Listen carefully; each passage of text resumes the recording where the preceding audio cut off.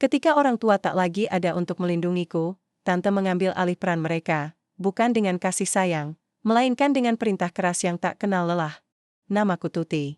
Usiaku 23 tahun, aku tidak tahu bagaimana rasanya memiliki keluarga yang lengkap. Kedua orang tuaku meninggal dunia dalam kecelakaan tragis saat aku masih duduk di bangku SMP. Sejak hari itu, hidupku berubah drastis. Aku harus pindah dari rumah kecil kami di pinggiran kota ke rumah Tante Ratna, kakak dari ibuku. Tante Ratna adalah satu-satunya kerabat dekatku yang tersisa. Awalnya, aku berpikir bahwa dia akan menjadi pengganti orang tuaku, mencintaiku dan merawatku dengan sepenuh hati. Namun, seiring waktu, aku menyadari bahwa harapanku itu hanyalah ilusi belaka. Tante Ratna bukanlah orang yang penuh kasih sayang seperti yang kuharapkan. Dia keras, dingin, bahkan seringkali kejam terhadapku. Setiap pagi, aku harus bangun sebelum matahari terbit untuk membersihkan rumah, mencuci baju, memasak, dan menyelesaikan semua pekerjaan rumah tangga lainnya.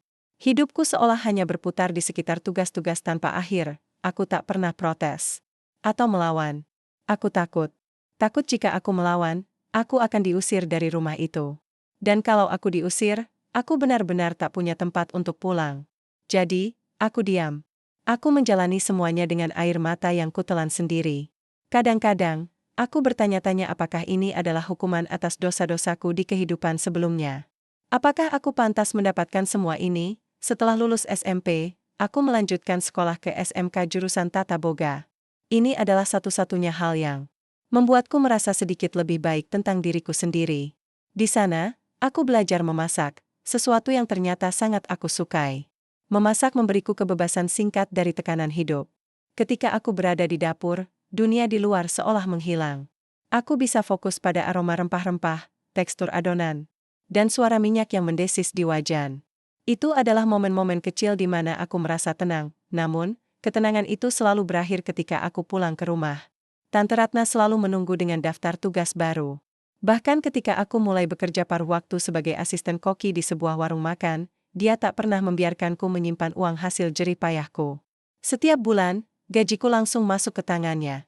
Aku tak pernah tahu kemana uang itu pergi. Barangkali untuk keperluan rumah tangga, barangkali juga untuk kebutuhan pribadinya.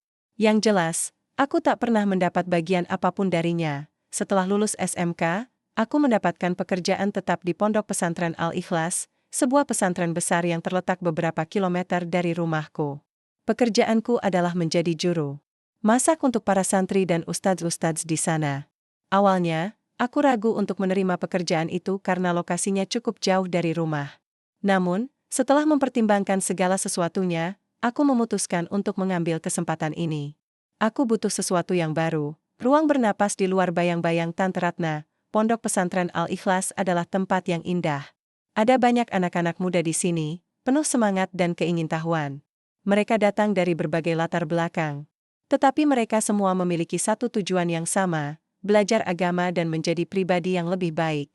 Suasana di sini sangat berbeda dibandingkan dengan rumah Tante Ratna. Di sini, aku merasa dihargai.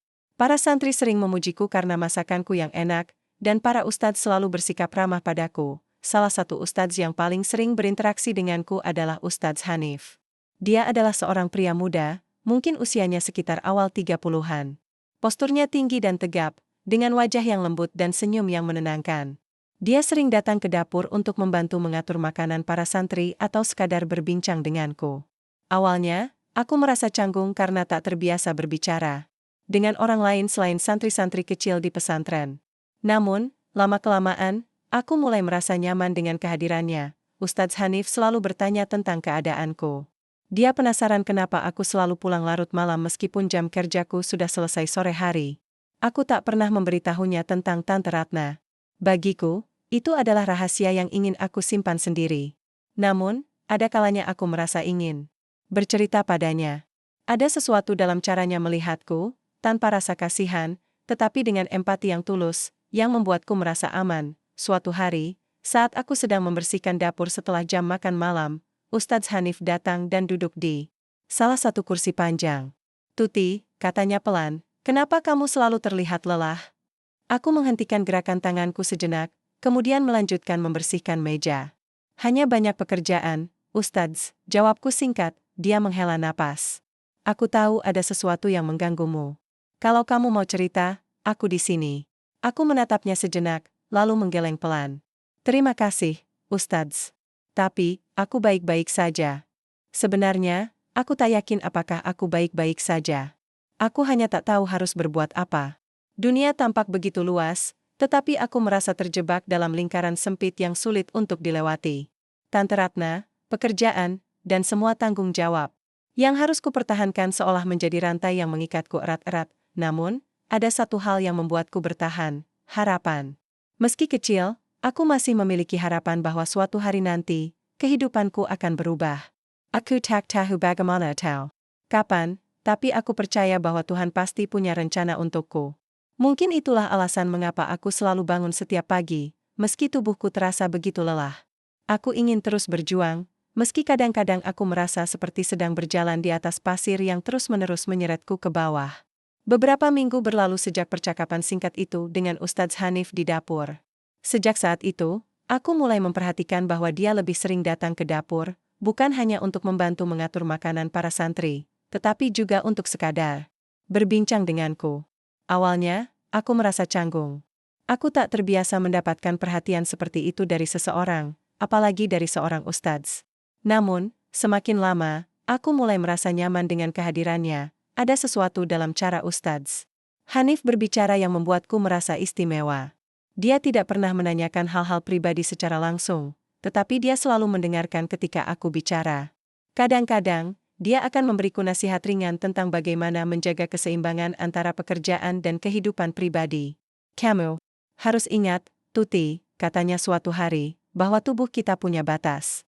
Jangan sampai kita terlalu memaksakan diri. Aku tersenyum tipis mendengarnya. Terima kasih, Ustadz. Aku akan mencoba. Dia balas tersenyum, lalu melanjutkan, kalau kamu butuh bantuan apapun, jangan ragu untuk bilang ya. Perkataannya itu membuat hatiku sedikit hangat. Selama bertahun-tahun hidup bersama Tante Ratna, aku sudah terbiasa menahan semua beban sendiri tanpa mengharapkan bantuan dari siapapun. Namun, ada sesuatu dalam sikap Ustadz Hanif yang membuatku merasa bahwa kali ini mungkin saja aku bisa melepaskan sedikit bebanku pada orang lain. Namun, bukan hanya aku yang memperhatikan kedekatan kami. Para santri mulai bergosip tentang hubungan kami. Beberapa kali, aku mendengar mereka tertawa-tawa sambil berbisik-bisik, Ustadz Hanif dekat banget sama Mbak Tuti ya. Atau, Mbak Tuti pasti calon istri Ustadz Hanif nih. Aku hanya bisa menunduk malu setiap kali mendengar komentar seperti itu. Bagiku, hubungan kami hanyalah persahabatan biasa, setidaknya itulah yang kuyakini saat itu. Tapi kemudian, semua berubah pada suatu sore yang sepi. Saat itu, aku sedang membersihkan dapur setelah jam makan siang. Para santri sudah kembali ke asrama mereka untuk belajar, dan pesantren terasa begitu sunyi. Tiba-tiba, Ustadz Hanif masuk ke dapur dengan langkah pelan. Wajahnya tampak serius. Sesuatu yang jarang kulihat darinya. Tuti, katanya sambil menarik kursi panjang dan duduk di hadapanku. Aku ingin bicara serius denganmu. Aku berhenti membersihkan meja dan menatapnya dengan rasa penasaran. Ada apa, Ustadz? Dia menghela napas panjang, seolah sedang memilih kata-kata yang tepat. Aku ingin tahu apa pendapatmu tentangku. Aku terkejut dengan pertanyaannya. Pendapatku? Tentang apa? Sebagai seorang teman, tambahnya cepat-cepat, seperti takut aku salah paham. Atau mungkin lebih dari itu. Jantungku berdebar-debar. Aku tak pernah menyangka bahwa dia akan mengungkapkan perasaannya seperti ini. Aku mencoba menenangkan diri sebelum menjawab. Ustadz Hanif, aku sangat menghargai semua kebaikanmu. Selama ini, kamu adalah orang pertama yang benar-benar peduli padaku. Dia tersenyum tipis, tetapi ada rasa gugup yang terlihat di matanya. Itu artinya, apa? Aku ragu-ragu sejenak, lalu berkata pelan, aku juga merasa nyaman dengan kehadiranmu. Dia tampak lega mendengar jawabanku. Tuti, aku ingin melamar kamu. Aku ingin menjadi suamimu. Aku terdiam.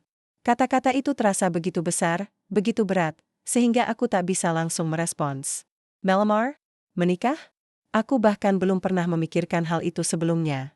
Selama ini, aku hanya fokus untuk bertahan hidup. Bagaimana caranya membayar hutang-hutang kecil di warung dekat rumah, bagaimana caranya menyenangkan Tante Ratna agar dia tak marah lagi padaku, bagaimana caranya menjalani hari demi hari tanpa putus asa. Aku tak tahu harus berkata apa, gumamku akhirnya. Tak apa, katanya lambat. Aku tahu ini mungkin terdengar aneh, tapi aku serius. Aku ingin melindungi kamu, Tuti. Aku ingin kamu hidup bahagia. Hatiku terasa begitu hangat mendengar kata-katanya.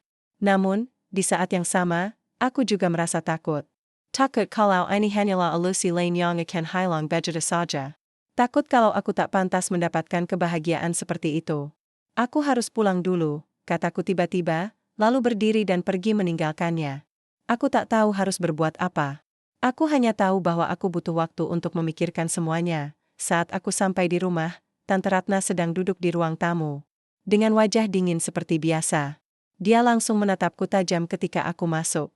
Kenapa pulang cepat-cepuk? Tanyanya sinis. Aku, ada urusan. Jawabku singkat, dia menyipitkan mata, seolah tak percaya. Apa ada sesuatu yang kamu sembunyikan? Aku menggeleng cepat-cepat. Tidak, Tante. Aku hanya lelah. Tante Ratna menatapku beberapa saat, lalu bangkit dan berjalan menuju kamarnya. Naaman, sebelum masak, dia berbalik dan berkata, hari-hari sama. Orang-orang di luar sana. Jangan sampai kamu tertipu sama janji-janji manis. Aku hanya bisa menunduk mendengar perkataannya. Di satu sisi, aku tahu dia hanya khawatir, meskipun caranya menunjukkan kekhawatiran itu sangat kasar.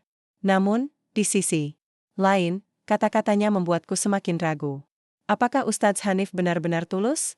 Atau apakah ini hanya perasaanku saja yang terlalu naif? Esok harinya, aku datang ke pesantren seperti biasa.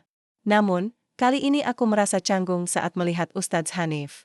Dia tersenyum ketika melihatku, tetapi aku hanya bisa menunduk dan berusaha menghindari tatapannya. Aku belum siap untuk membicarakan apapun, namun, takdir sepertinya memiliki rencana lain. Saat jam istirahat tiba, Ustadz Hanif mendekatiku di dapur. Tuti, katanya pelan, aku tahu kamu mungkin masih bingung. Tapi aku ingin kamu tahu bahwa aku serius dengan apa yang aku katakan kemarin. Aku menatapnya, lalu menghela napas panjang. Aku tak yakin, Ustadz. Aku tak tahu apakah aku pantas mendapatkan semua ini. Dia menggeleng. Kamu pantas mendapatkan kebahagiaan, Tuti. Setiap orang pantas mendapatkannya. Termasuk kamu. Akhirnya, aku mengangguk pelan. Baiklah, aku akan mempertimbangkannya. Dia tersenyum lega. Terima kasih, Tuti. Beberapa hari kemudian, aku memberitahu Tante Ratna tentang niat Ustadz Hanif untuk melamarku. Seperti yang kuduga, dia langsung marah besar. Dasar orang miskin. Bentaknya. Dia pikir dia bisa mengambil alih tanggung jawab atas dirimu begitu saja. Aku menunduk, tak berani menatap matanya. Ustadz Hanif bukan orang miskin, Tante. Dia cuma guru pondok, Tuti, potongnya kasar. Kamu pikir dia bisa memberimu masa depan yang lebih baik daripada aku? Aku tak bisa menjawab. Aku hanya diam, meski hatiku terasa begitu sakit mendengar kata-katanya. Namun, di tengah semua tekanan itu, aku mulai menyadari satu hal. Mungkin ini adalah kesempatanku untuk keluar dari bayang-bayang Tante Ratna. Mungkin inilah awal dari kehidupan baru yang aku impikan selama ini. Akhirnya, setelah banyak desakan dari warga sekitar yang mengenal baik Ustadz Hanif, Tante Ratna menyetujui pernikahan kami dengan syarat, semuanya harus dilakukan secara sederhana, tanpa biaya besar. Aku tak keberatan. Bagiku, yang terpenting adalah kesempatan untuk memulai hidup baru, hidup yang lebih baik, lebih damai, dan lebih bahagia. Namun, meski demikian, aku tak bisa menyingkirkan rasa was-was di hatiku. Ada sesuatu yang mengganjal, sesuatu yang tak bisa kujelaskan. Apakah ini benar-benar awal dari kebahagiaan? Atau apakah ini hanya mimpi yang akan segera berakhir? Hari itu akhirnya tiba. Hari di mana aku akan meninggalkan kehidupan lamaku dan memulai babak baru bersama Ustadz Hanif. Pernikahan kami dilangsungkan di masjid kecil pondok pesantren, dengan sederhana namun penuh makna. Tak ada dekorasi mewah, tak ada gaun pengantin yang menjuntai panjang, atau undangan yang disebar ke seluruh kampung. Hanya beberapa santri, teman-teman sejawat Ustadz Hanif, dan beberapa tetangga dekat yang hadir. Namun, bagi kami berdua, pernikahan ini adalah momen terpenting dalam hidup. Aku memakai baju kurung sederhana berwarna putih, dengan jilbab polos yang melingkari wajahku. Riasan wajahku pun hanya sedikit, cukup untuk menutupi lingkaran hitam. Di bawah mata karena malam sebelumnya aku hampir tak bisa tidur. Aku merasa cemas, bahagia, dan takut pada saat yang sama. Cemas karena aku tak tahu apa yang akan terjadi setelah ini, bahagia karena akhirnya aku bisa lepas dari Tante Ratna, dan takut karena aku tak yakin apakah aku pantas mendapatkan semua ini. Tante Ratna datang ke acara pernikahan, tapi dia duduk di sudut ruangan dengan wajah cemberut. Dia tak mengucapkan sepatah kata pun padaku sejak pagi. Bahkan ketika aku meminta izin untuk keluar rumah, dia hanya melotot dingin tanpa berkomentar apapun. Aku tak peduli. Untuk pertama kalinya dalam hidupku, aku merasa lega bisa menjauh darinya, Ustadz. Hanif sudah menunggu di depan mimbar masjid ketika aku tiba. Dia tampak tampan dengan sorban putih yang melingkar rapi di atas kopiahnya.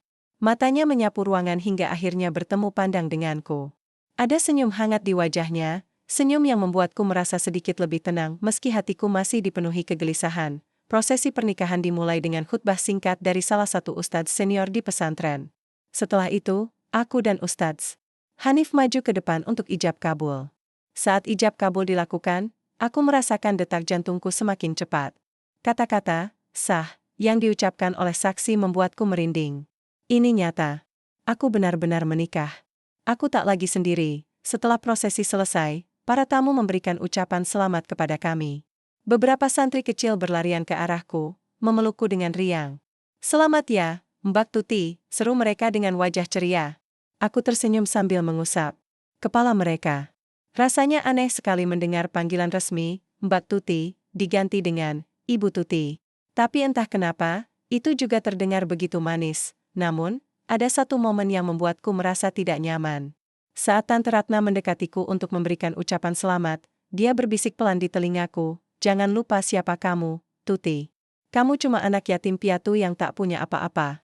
Jangan harap kamu bisa hidup layak dengan guru miskin seperti dia." Kata katanya menusuk hatiku seperti pisau. Aku mencoba tersenyum tipis di depannya, tapi dalam hati aku merasa marah dan sedih. Kenapa dia selalu harus merendahkanku? Kenapa dia tak bisa sekadar berbahagia untukku? Ustadz Hanif tampaknya menyadari ekspresi tegang di wajahku. Dia langsung berdiri di sisiku dan menggenggam tanganku erat-erat. "Sudahlah, Tuti," katanya pelan. "Tidak usah didengarkan." Aku mengangguk pelan, lalu mencoba melupakan kata-kata Tante Ratna. Mungkin dia benar, mungkin aku memang tak punya apa-apa. Tapi setidaknya, sekarang aku memiliki seseorang yang mau menerimaku apa adanya. Dan itu sudah cukup. Setelah acara selesai, aku dan Ustadz Hanif pulang ke rumah baruku, sebuah rumah sederhana yang terletak tak jauh dari pesantren. Rumah itu bukanlah rumah besar atau mewah, tetapi cukup nyaman untuk ukuran kami berdua. Di dalamnya, ada 2 kamar tidur, sebuah ruang tamu kecil, dapur, dan halaman belakang yang luas. Aku langsung jatuh cinta pada suasana rumah itu. Suasana damai dan tenang, sangat berbeda dari rumah Tante Ratna yang selalu penuh dengan ketegangan. "Bagaimana?" tanya Ustadz Hanif sambil membuka pintu depan. "Apa kamu suka?" Aku mengangguk dengan senyum lebar. "Ini sempurna, Ustadz." "Terma Casey." Dia tertawa kecil. "Tolong, panggil aku Hanif saja mulai sekarang. Kita sudah suami istri." Aku merasa pipiku memanas. "Hanif," gumamku pelan, mencoba membiasakan diri dengan nama panggilannya. Dia tersenyum, lalu menggenggam tanganku. "Mulai hari ini, kita akan membangun kehidupan baru bersama-sama. Aku janji akan selalu menjaga dan melindungimu, Tuti." Aku menatap matanya. Yang teduh. Ada sesuatu dalam tatapannya yang membuatku merasa aman. Untuk pertama kalinya dalam hidupku, aku merasa bahwa aku tak sendirian lagi. Namun, meskipun aku merasa bahagia, ada bagian dari diriku yang masih ragu. Apakah ini benar-benar awal dari kehidupan yang lebih baik? Atau apakah ini hanya ilusi lain yang akan segera hilang? Aku tak tahu jawabannya. Yang aku tahu hanyalah bahwa aku harus berusaha sebaik mungkin untuk menjalani kehidupan ini dengan penuh syukur. Malam itu, setelah semua barang-barang pribadiku dipindahkan ke rumah baru, aku duduk di tepi ranjang sambil menatap langit-langit kamar. Ustadz Hanif, atau lebih tepatnya Hanif, sedang membersihkan halaman belakang. Aku bisa mendengar suara sapunya yang berdesir lembut di udara malam. Aku merasa begitu damai mendengarnya, namun, di tengah ketenangan itu, pikiranku kembali melayang pada Tante Ratna. Kata katanya Teras Turnjiang di Telenggaku, guru miskin seperti dia. Mungkin dia benar. Mungkin Hanif memang hanya seorang guru biasa yang tak memiliki banyak harta. Tapi apakah itu penting? Bukankah kebahagiaan sejati tidak diukur dari materi? Aku menghela napas panjang, lalu berbaring di ranjang. Mataku mulai terasa berat. Hari ini adalah hari yang melelahkan, baik secara fisik maupun emosional. Aku memutuskan untuk tidur lebih awal, berharap bahwa esok hari akan membawa lebih banyak kejelasan. Namun, tak disangka-sangka, kejelasan itu datang lebih cepat dari yang kubayangkan. 2 minggu setelah pernikahan, kehidupanku berubah drastis, dan kali ini, perubahan itu datang dari arah yang tak pernah kuduga. Hidup sebagai istri Ustadz Hanif, atau lebih tepatnya Hanif, seperti dia memintaku memanggilnya, terasa begitu berbeda dari apa yang pernah kujalani sebelumnya. Setiap pagi, aku bangun dengan rasa damai yang belum pernah kurasakan selama bertahun-tahun. Tak ada lagi teriakan Tante Ratna yang menyuruhku membersihkan rumah sebelum matahari terbit. Tak ada lagi tekanan untuk menyelesaikan semua pekerjaan rumah tangga tanpa penghargaan. Di sini, di rumah kecil kami, aku merasa memiliki ruang untuk bernapas. Namun, meskipun kehidupanku sudah jauh lebih baik, ada bagian dari diriku yang masih ragu. Apakah ini benar-benar nyata? Atau apakah ini hanya mimpi yang suatu saat akan lenyap begitu saja? Aku tak tahu jawabannya. Yang aku tahu hanyalah bahwa aku harus menjalani hari-hari ini dengan penuh syukur, karena mungkin saja Tuhan sedang memberiku kesempatan kedua untuk hidup bahagia. 2 minggu setelah pernikahan, sesuatu yang sama sekali tak terduga terjadi. Awalnya, semuanya tampak biasa saja. Pagi itu, aku sedang menyiapkan sarapan di dapur ketika Hanif datang dengan senyum lebar di wajahnya. Dia mengenakan kemeja putih rapi dan celana panjang hitam, penampilan yang biasa ia gunakan saat mengajar para santri. Namun, ada sesuatu yang berbeda dalam sikapnya hari itu. "Tuti," katanya sambil duduk di meja makan. "Aku ingin membawamu ke suatu tempat hari ini." Aku menatapnya dengan rasa penasaran. "Kemana?" Dia tersenyum misterius. "Ini kejutan. Kamu siap-siap saja ya." Aku mengangguk pelan, lalu melanjutkan memasak. Entah kenapa, kata-katanya membuatku merasa sedikit cemas. Kejutan? Apa maksudnya? Namun, aku mencoba menepis pikiran negatif itu. Mungkin ini hanya rencana sederhana untuk piknik atau jalan-jalan keliling kota. Itu saja, beberapa jam kemudian, Hanif mengajakku keluar rumah. Saat kami sampai di halaman depan, aku terkejut melihat sebuah mobil mewah berwarna hitam terparkir di sana. Seorang sopir berdiri di samping pintu mobil, mengenakan seragam rapi. Jantungku langsung berdebar-debar. Ini bukanlah mobil yang biasa. Daiganek and Hanif. Bahkan, aku tak pernah melihat mobil seperti ini di lingkungan pesantren. "Naiklah," kata Hanif sambil membukakan pintu untukku. Aku ragu-ragu sejenak, lalu masuk ke dalam mobil. Interiornya sangat nyaman, dengan kursi kulit lembut dan aroma harum yang menyegarkan. Ketika mobil mulai melaju, aku tak bisa menahan rasa penasaranku. "Hanif, kita mau kemana?" tanyaku pelan. Dia hanya tersenyum, lalu berkata, "Sabar. Kamu akan tahu sebentar lagi." Perjalanan itu memakan waktu sekitar 1 jam. Selama di perjalanan, aku tak bisa berhenti memikirkan kemana kita akan pergi. Akhirnya, mobil berhenti di depan sebuah rumah megah yang terletak di pusat kota. Rumah itu begitu besar, dengan pagar besi tinggi dan taman luas yang dipenuhi bunga-bunga indah. Aku tak bisa menyembunyikan keterkejutanku. "Inilah tujuan kita," kata Hanif sambil membukakan pintu mobil. Aku turun dengan langkah gemetar. "Hanif, ini rumah siapa?" Dia tersenyum lembut. "Ini rumahku, Tuti. Rumah keluargaku." Aku terdiam. Semua yang kulihat terasa begitu asing, begitu jauh dari kehidupan yang pernah kujalani. Bagaimana mungkin Hanif, ustadz yang selama ini kukira hanya seorang guru sederhana, memiliki rumah sebesar ini? "Kamu terlihat bingung," katanya sambil tertawa kecil. "Ayo masuk. Ada banyak hal yang harus aku ceritakan padamu." Kami masuk ke dalam rumah, dan aku semakin terpesona oleh kemegahannya. Ruang tamunya luas, dengan sofa-sofa empuk dan lampu kristal yang bergantung di langit-langit. Di dinding terpajang foto-foto keluarga Hanif, beberapa di antaranya adalah foto seorang pria tua yang tampak berwibawa. Aku tak tahu siapa dia, tapi ada sesuatu dalam tatapannya yang membuatku merasa hormat. "Aku ingin kamu bertemu ayahku," kata Hanif sambil menggandeng tanganku. Dia sudah menunggu di ruang tengah. Aku merasa tegang. Bertemu dengan mertua adalah hal yang biasa, tapi ini berbeda.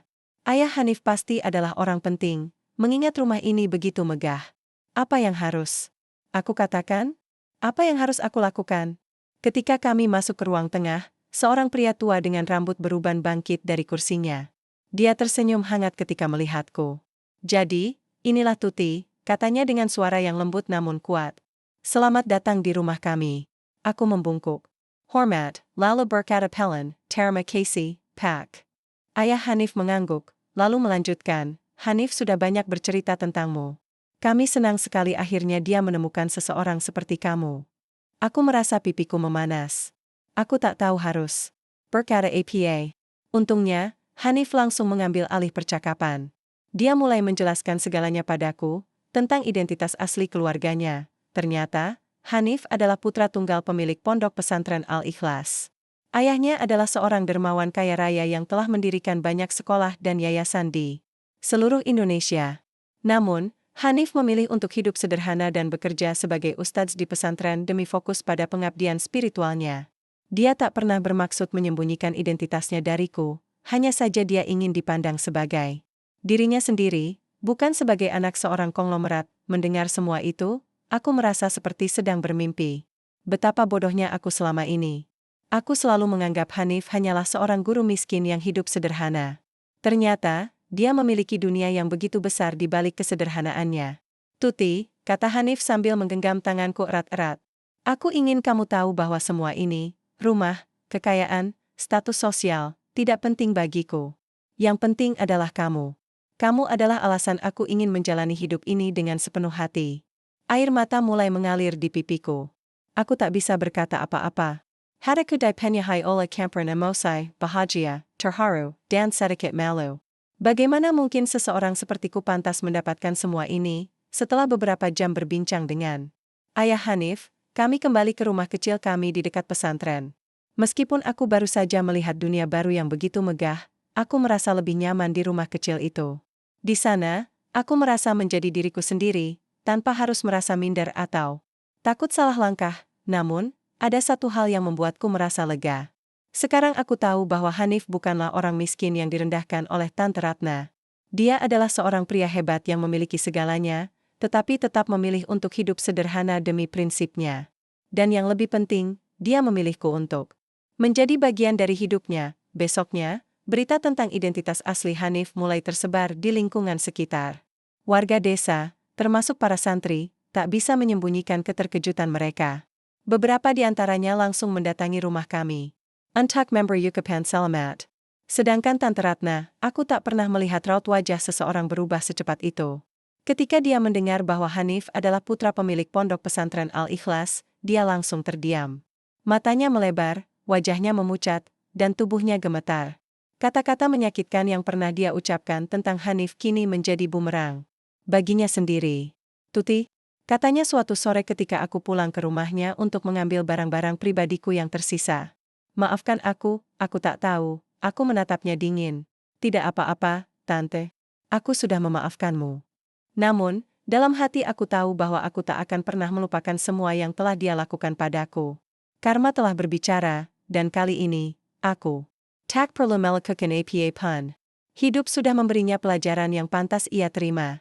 Setelah kejutan besar tentang identitas Hanif tersebar, hidupku berubah lebih drastis lagi. Aku tak pernah membayangkan bahwa sebuah rahasia bisa mengubah banyak hal dalam waktu singkat. Rumah kami yang tadinya sunyi kini mulai ramai dengan kunjungan orang-orang, tetangga, santri, bahkan beberapa pejabat lokal yang ingin bertemu dengan Hanif. Mereka semua datang dengan senyum lebar dan ucapan selamat, seolah-olah mereka baru saja menyadari betapa pentingnya keluarga Hanif. Namun, di balik semua itu, ada satu hal yang membuatku merasa sedikit tidak nyaman. Aku melihat bagaimana orang-orang memandang kami dengan cara yang berbeda. Sebelumnya, aku hanyalah Tuti si anak yatim piatu, yang bekerja sebagai juru masak di pesantren. Sekarang, aku adalah istri putra pemilik pondok pesantren Al-Ikhlas.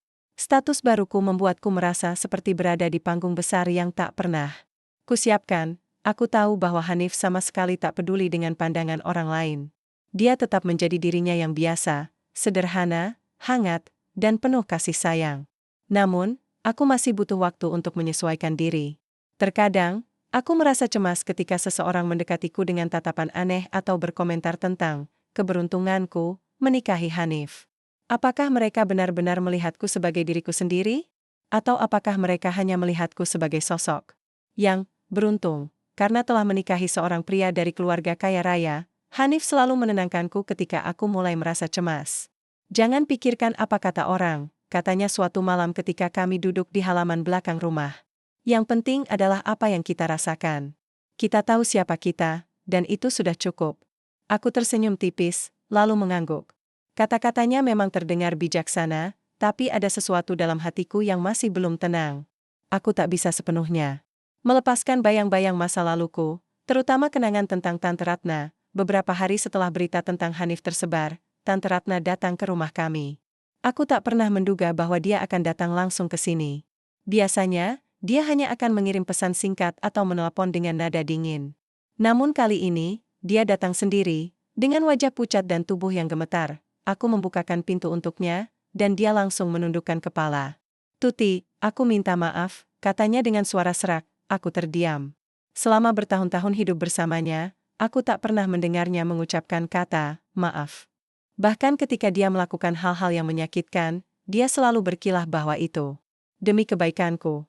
Dan sekarang, dia berdiri di depanku, dengan mata berkaca-kaca dan nada bicara yang begitu rendah. "Apa yang kamu maksud?" tanyaku pelan. Meskipun aku sudah tahu jawabannya, dia menghela napas panjang. Aku salah menilai Hanif. Aku tak tahu kalau dia berasal dari keluarga seperti itu. Aku hanya mengira dia guru miskin biasa, aku memotongnya. "Itu bukan alasan, Tante. Kamu tak pernah memberiku kesempatan untuk bahagia. Kamu selalu merendahkanku, menganggapku tak pantas mendapatkan apapun yang baik." Air mata mulai mengalir di pipinya. "Aku tahu, aku salah. Aku egois. Aku hanya takut kehilanganmu, Tuti. Setelah orang tuamu meninggal, aku merasa bertanggung jawab atas hidupmu. Tapi aku tak tahu bagaimana caranya mencintaimu dengan benar." Kata-katanya membuatku terdiam. Selama ini, aku selalu menganggap bahwa Tante Ratna hanya memanfaatkanku, mengambil uang hasil jerih payahku tanpa pernah peduli pada kebahagiaanku. Namun, sekarang aku melihat bahwa ada sisi lain dari dirinya, sisi yang penuh rasa bersalah dan ketakutan. "Tante, gumamku Pelen. Aku sudah memaafkanmu. Tapi aku tak bisa melupakan semuanya begitu saja. Yang bisa aku lakukan sekarang adalah menjalani hidupku sendiri. Aku sudah menemukan kebahagiaanku bersama Hanif." Dia menggenggak Pelen. "Aku mengerti, Tuti. Aku hanya ingin kamu tahu bahwa aku menyesal. Aku harap kamu bisa bahagia." Setelah itu, dia pergi tanpa berkata apa-apa lagi. Aku berdiri di depan pintu, memandangi punggungnya yang semakin menjauh. Ada perasaan lega di hatiku, tapi juga sedikit kepedihan. Bagaimanapun, Tante Ratna adalah satu-satunya keluargaku yang tersisa.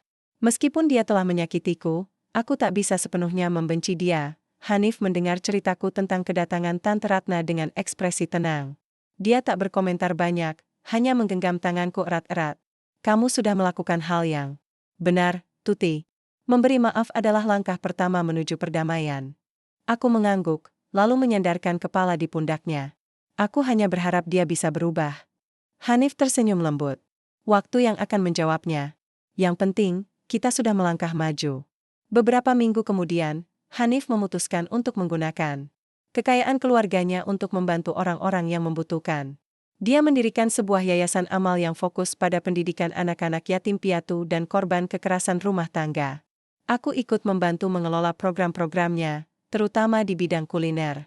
Kami membuka kursus memasak gratis bagi ibu-ibu kurang mampu di sekitar lingkungan, termasuk mantan pekerja rumah tangga yang pernah dieksploitasi oleh Tante Ratna. Melihat senyum para peserta kursus membuatku merasa lebih bahagia daripada sebelumnya.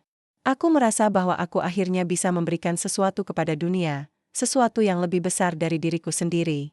Dan yang lebih penting, aku merasa bahwa aku sedang melanjutkan perjalanan menuju penebusan. Suatu sore, saat aku sedang membersihkan dapur setelah sesi kursus usai, Hanif datang dengan senyum lebar di wajahnya. "Kamu tahu, Tuti," katanya sambil duduk di kursi panjang. "Aku bangga padamu." Aku menatapnya dengan rasa penasaran. "Kenapa?" "Karena kamu telah berhasil melampaui semua yang telah terjadi padamu. Kamu tak hanya bertahan, tapi juga memberi kembali kepada orang lain. Itu adalah tanda kekuatan sejati." Aku merasa pipiku memanas. Aku hanya berusaha melakukan apa yang benar. Dia tertawa kecil. "Dan itulah yang membuatmu luar biasa." Rasa malu dan penyesalan mungkin masih menghantui Tante Ratna, tapi aku tak ingin membiarkannya menguasai hidupku. Karma telah berbicara, dan aku yakin bahwa Tuhan telah memberiku kesempatan ini untuk menjadi pribadi yang lebih baik. Dengan Hanif di sisiku, aku merasa siap menghadapi masa depan, apapun tantangan yang akan datang. Beberapa bulan telah berlalu sejak kedatangan Tante Ratna ke rumah kami. Meskipun dia sudah meminta maaf dan aku mencoba melepaskan rasa sakit masa lalu, hubungan kami tak pernah benar-benar pulih seperti semula. Aku tak lagi membencinya, aku bahkan sering mendoakannya agar menemukan ketenangan dalam hidupnya. Namun, ada batas yang tak bisa kuseberangi. Aku tahu bahwa aku harus menjaga jarak demi melindungi diriku sendiri. Di sisi lain, hidupku bersama Hanif semakin penuh makna. Kami berdua bekerja keras untuk membuat yayasan amal kami berkembang. Setiap hari, aku merasa semakin dekat dengan para peserta kursus memasak, ibu-ibu muda, anak-anak yatim piatu, bahkan mantan pekerja rumah tangga yang pernah mengalami nasib serupa denganku. Melihat senyum mereka setelah berhasil membuat masakan pertama mereka adalah salah satu momen terbaik dalam hidupku. Namun, ada satu hal yang membuatku merasa lebih lega, aku tak lagi merasa sendirian. Dulu, aku selalu merasa seperti orang asing di dunia ini, seorang anak yatim piatu yang hanya bisa bertahan tanpa ada yang peduli. Sekarang, aku memiliki keluarga baru, Hanif, ayah mertuaku, dan semua orang yang telah menjadi bagian dari kehidupanku. Mereka semua membuatku merasa bahwa aku memiliki tempat di dunia ini. Suatu pagi, aku bangun lebih awal dari biasanya. Matahari belum sepenuhnya terbit, dan udara masih dingin. Hanif sedang sibuk di ruang tengah, membaca beberapa dokumen untuk program baru yayasan. Aku menyelinap ke dapur, memulai hari dengan secangkir teh hangat dan roti panggang buatan sendiri. Ini adalah rutinitas sederhana yang aku nikmati, momen kecil di mana aku bisa merenung tanpa gangguan. Saat aku duduk di meja dapur, pikiranku melayang pada perjalanan hidupku selama ini. Dari seorang gadis kecil yang kehilangan orang tua, hingga seorang wanita dewasa yang kini memiliki tujuan dalam hidup. Betapa banyak hal yang telah berubah. Betapa banyak pelajaran yang telah kupertahankan. Aku ingat kata-kata Hanif saat pertama kali kami bertemu di dapur pesantren, kamu pantas mendapatkan kebahagiaan, Tuti. Saat itu, aku ragu akan kata-katanya. Bagaimana mungkin seseorang sepertiku pantas mendapatkan kebahagiaan?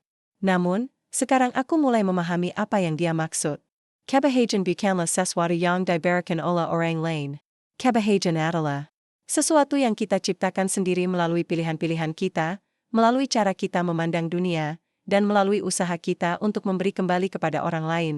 Setelah sarapan, aku dan Hanif pergi ke pesantren untuk memeriksa persiapan acara Tahunan kami. Acara ini adalah salah satu program utama yayasan kami, sebuah festival kuliner yang melibatkan para santri, peserta kursus, dan warga desa. Tujuannya sederhana, mengajarkan nilai-nilai kerjasama, kebersamaan, dan kepedulian sosial melalui makanan. Ketika kami tiba di lokasi, suasana sudah ramai. Para santri sibuk memasang dekorasi, sementara ibu-ibu dari desa membawa masakan mereka untuk dipamerkan. Ada aroma harum rempah-rempah yang memenuhi udara, membuatku merasa begitu nyaman. Ini adalah dunia yang kucintai, dunia di mana makanan bukan hanya sekadar alat untuk mengisi perut, tetapi juga alat untuk menyatukan hati. Kamu lihat, kata Hanif sambil menunjuk ke arah lapangan besar di depan masjid pesantren. Semua orang datang bersama-sama untuk acara ini. Aku tersenyum, lalu mengangguk. Ini adalah salah satu pencapaian terbesar kita, Hanif. Dia tersenyum balik, lalu menggenggam tanganku erat-erat. Karena kamu, Tuti. Kamu yang membuat semua ini mungkin. Aku merasa pipiku memanas. Kita melakukannya bersama-sama. Acara berlangsung lancar.